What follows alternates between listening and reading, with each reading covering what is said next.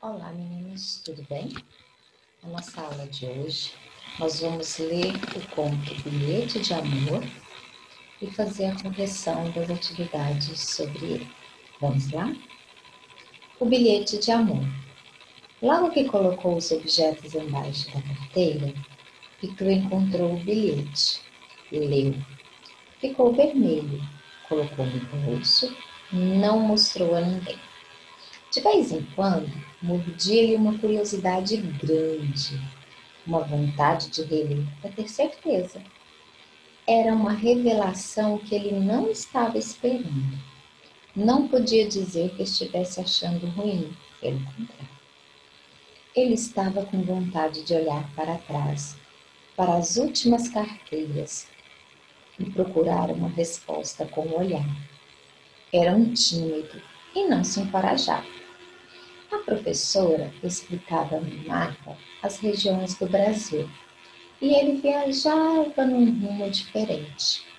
Ainda bem que ela não estava olhando para ele, nem fazendo perguntas, só estava expondo a matéria. Na hora da verificação, acabaria saindo-se mal. Não gostava de ignorar as coisas perguntadas. Só não se saía muito bem quando se tratava de fazer contas de números fracionários. A professora, mesmo, dizia-lhe que em português e matéria de leitura e entendimento ele se saía bem, mas nos cálculos tinha dificuldades.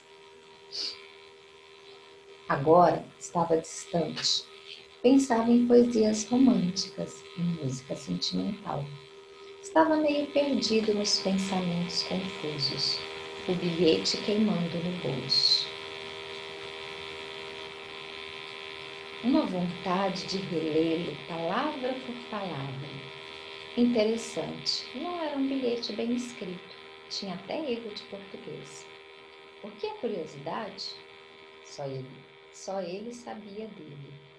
Não foi como no dia do correio elegante. Pai, mãe e seu Francisco do armazém, querendo saber, dando palpites. Agora tinha um bilhete e era diferente.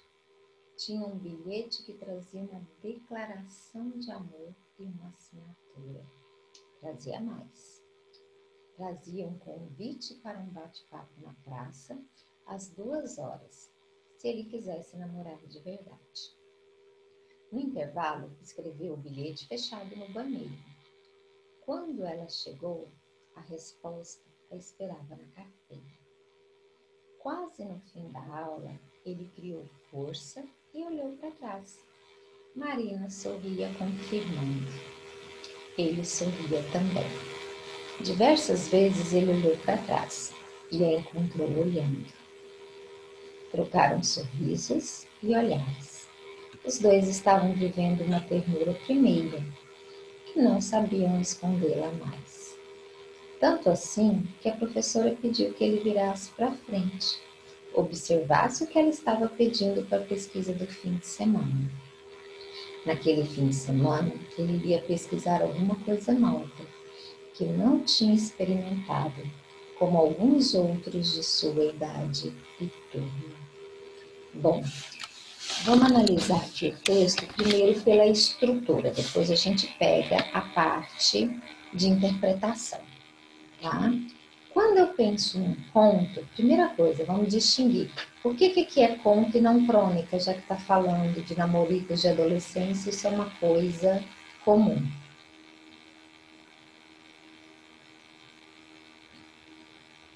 Porque aqui a experiência do bilhetinho, do namoro, ele é muito individual. Lembra? O que marca a crônica, ela é do cotidiano das pessoas. Provavelmente todo mundo agiria da mesma maneira numa situação como a que a gente mostra numa crônica. Já aqui não, aqui são as sensações individuais do Pitu, as reações dele, os pensamentos dele. Nem todo mundo agiria dessa forma, tá? Então, Isso é o que diferencia. Nem sempre, eu já falei para vocês, nem sempre a gente vai conseguir distinguir por que, que foi classificado como crônica e por que, que foi classificado como conto, tá? Mas a diferença básica seria essa. Bom, o narrador está de terceira pessoa. Logo que colocou os objetos embaixo da carteira, Pitu encontrou o bilhete. Então, é alguém contando a história do Pitu e da Marina, tá? Narrador de terceira pessoa. No caso do narrador de terceira pessoa, a gente vai ter o onisciente e o observador. Aqui, deixa eu pegar o lapisinho para a gente marcar. Nós temos inúmeras marcas de que o narrador conhece, principalmente o Pitu, por dentro e por fora, o que garantiria a presença de um narrador onisciente. Olha só.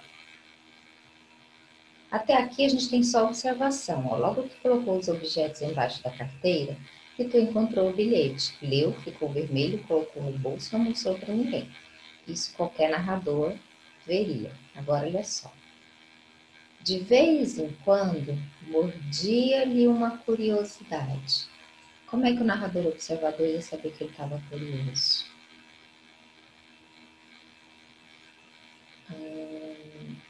Ele estava com vontade de olhar para trás. Como que o narrador observador ia saber que o Pitu estava com vontade de olhar para trás? Vontade é uma coisa que você sente, né? E por aí vai vários momentos, tá? Então, narrador onisciente. Okay? Onde a escola... a escola é boa, né? Onde a história acontece? Na escola. Poderia ser desmembrado. Na sala de aula e no banheiro, já que ele escreve o bilhetinho no banheiro. Ok? Sobre o tempo. A história dura algum tempo, alguns minutos. A história dura mais ou menos 1, 2 horas, né? Porque começa no que seria o terceiro horário, passa pelo recreio e vai até o que seria o quarto horário, tá bom? Ah, mas lá no finalzinho... Ah, não, aqui é o outro caso, tá? Mas eu poderia dizer que foi no período das aulas? Poderia, né? A história acontece durante o período das aulas, pela manhã. Tudo isso serve como análise do tempo, tá? É uma história dos dias de hoje, né? Poderia acontecer a qualquer momento. E apresenta 3 personagens: o Pitu, a Marina e a professora. Ainda cita a mãe, o pai, o homem da padaria, mas não são personagens porque eles não participam efetivamente desse momento contado. Ok? Então, personagens 3. Nós não conseguimos classificar esses personagens porque tudo é muito rápido, tá? Então, assim, não dá para definir. A gente consegue dizer que personagens principais, o Pitu e a Marina, que também são os protagonistas, e personagem secundária, a professora. Só que aí que a gente consegue ir. Agora, a gente consegue dar características psicológicas para o Pitu e para a Marina. Para a professora, não, porque ela só está dando aula, tá? Então, o Pitu, ele é tímido, é curioso, né? A Marina já parece ser mais decidida, que toma mais iniciativa. Então, a gente pode falar isso desses personagens. O enredo, primeiro a gente resume no mínimo possível. Então, a história de um menino que recebe um bilhete convidando para namoro e aí ele fica ansioso para ver o que vai acontecer. Para por aí. A classificação desse enredo, a gente pode dizer que é uma história de amor, psicológica, urbana, infanto-juvenil. Então, há N maneiras diferentes de classificar essa história. Uma não exclui a outra, ok? Então, se a gente fosse pegar basicão da estrutura desse conto, seria isso. Agora vamos... outra coisa, eu tinha prometido para vocês destacar os discursos indiretos livres. Aqui nós temos, tá? Nós não temos nenhum discurso direto, mas indireto nós temos e indireto livre também. Olha aqui.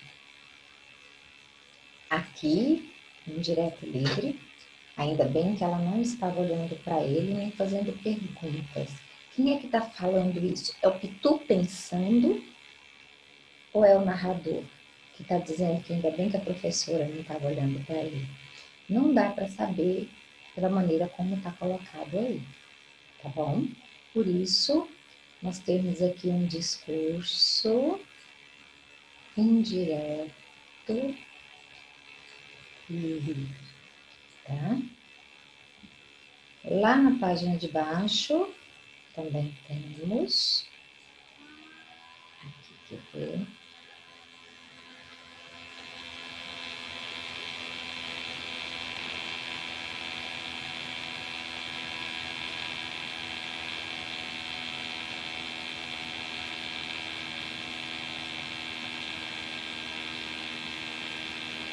Olha aqui o discurso direto, quer ver? Agora tinha o discurso indireto. Tinha um bilhete, era diferente. Tinha um bilhete que trazia uma declaração e uma assinatura. Trazia mais. Trazia um convite e um bate-papo na praça às 2 horas se ele quisesse namorar. Então aqui nós temos o discurso indireto, é o narrador contando o que tinha no bilhete, tá ok?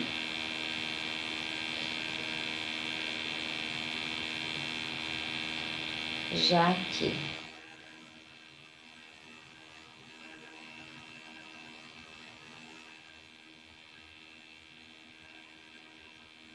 uma vontade de relê-lo, palavra por palavra, interessante, não era um bilhete bem escrito. Quem está dizendo que o bilhete não era bem escrito? O narrador ou o Pitu? Então, aqui também discurso indireto, ok?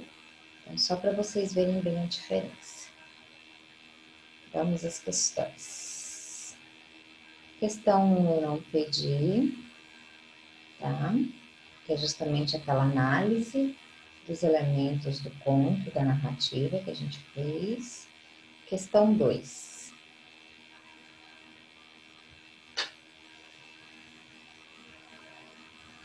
Em um texto narrativo, caso do conto livre, a história pode ser contada por um narrador observador, que não é o caso, a gente já viu lá em cima, ou seja, o que observa e narra os fatos sem participar deles. Aqui, meninos, é importante lembrar, a gente já comentou em sala, tá? Que houve uma simplificação, né?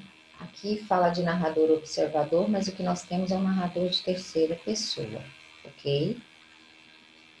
Ou por um narrador personagem, isto é, o que narra e participa da história. Letra A. Que tipo de narrador conta a história O Bilhete de Amor? Explique. Seria um narrador onisciente, pois ele não participa da história e sabe de sentimentos e pensamentos. Narrador onisciente, esqueçam isso daqui.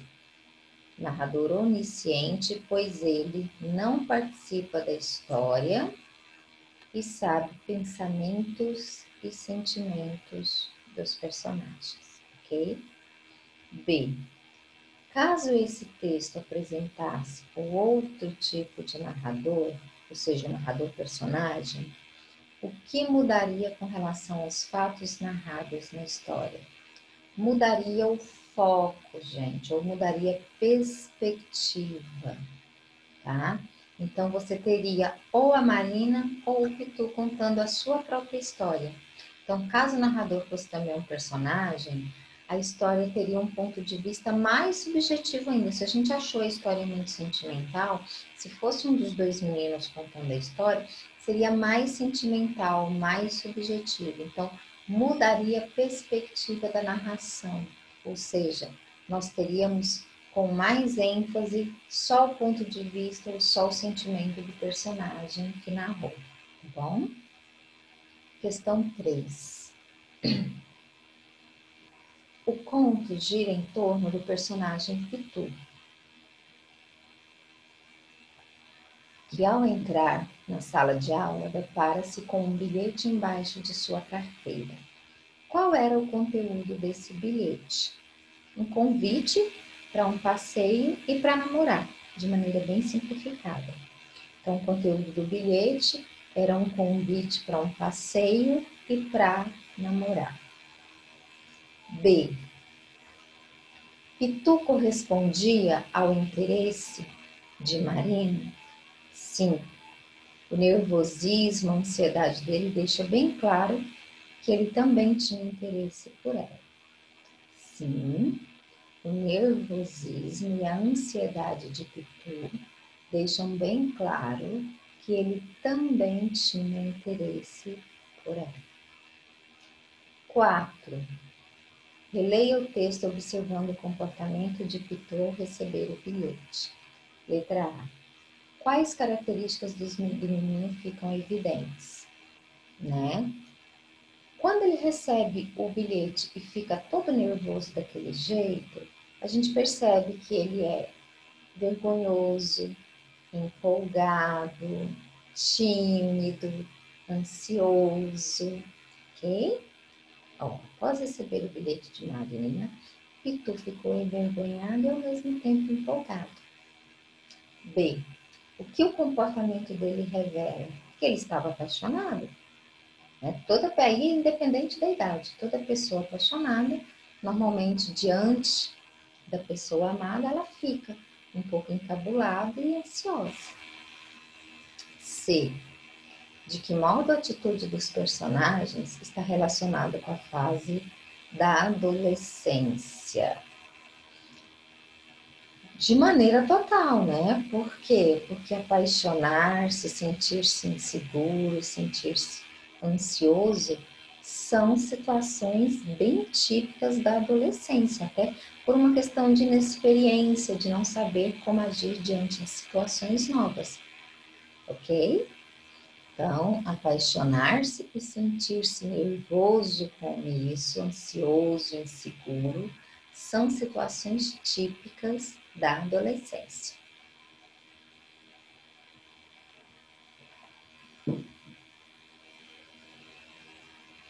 5.